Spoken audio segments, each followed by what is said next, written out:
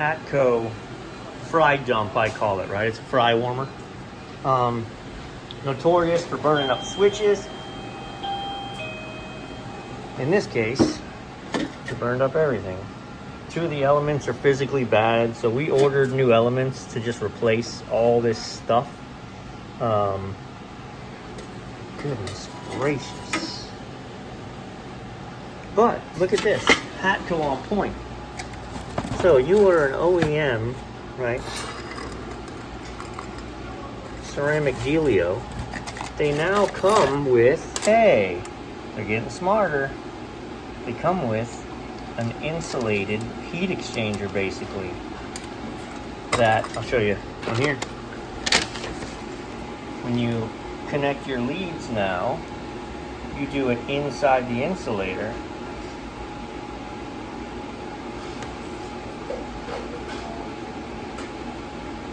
And then you cable tie it shut, which they gave us metal zip ties.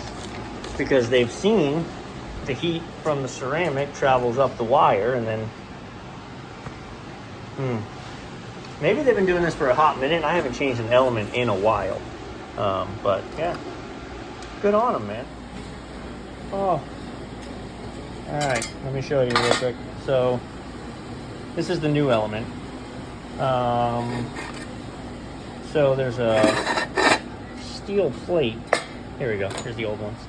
There's a steel plate that slides over everything, and then a locking pin goes into that groove right there. Now our element is attached, okay?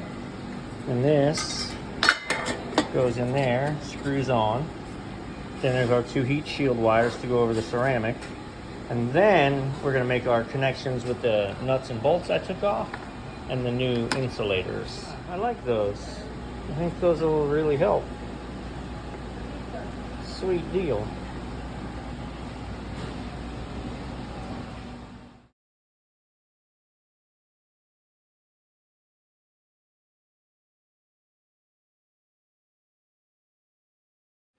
All right, let's just double up videos. 29 stripped.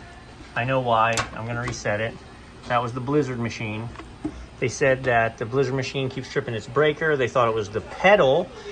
They changed pedals because this is one of my locations and they're awesome and they troubleshoot things themselves and it still is tripping. So they know they have a problem with the machine itself, which is here. So, okay, plugged it in, fired it up, she ran.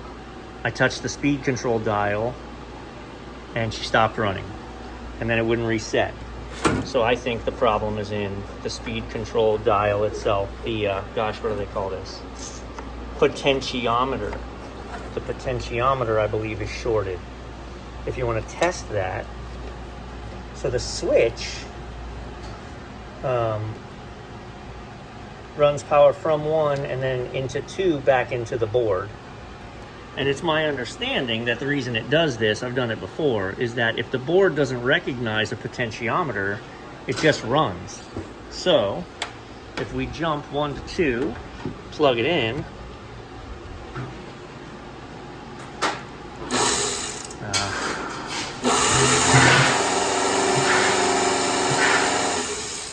and my board lights up. I have a bad potentiometer.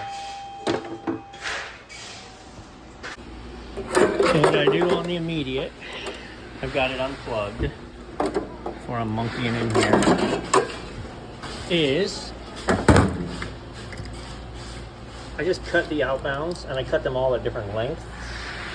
Boom, boom, boom. So that if I ever had to reattach them, I could. And know what wire is what. They're capped. What is that? Ugh.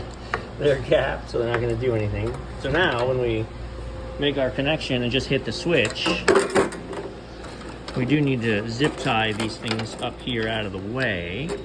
Okay, so where that's in, switch is off. Boom.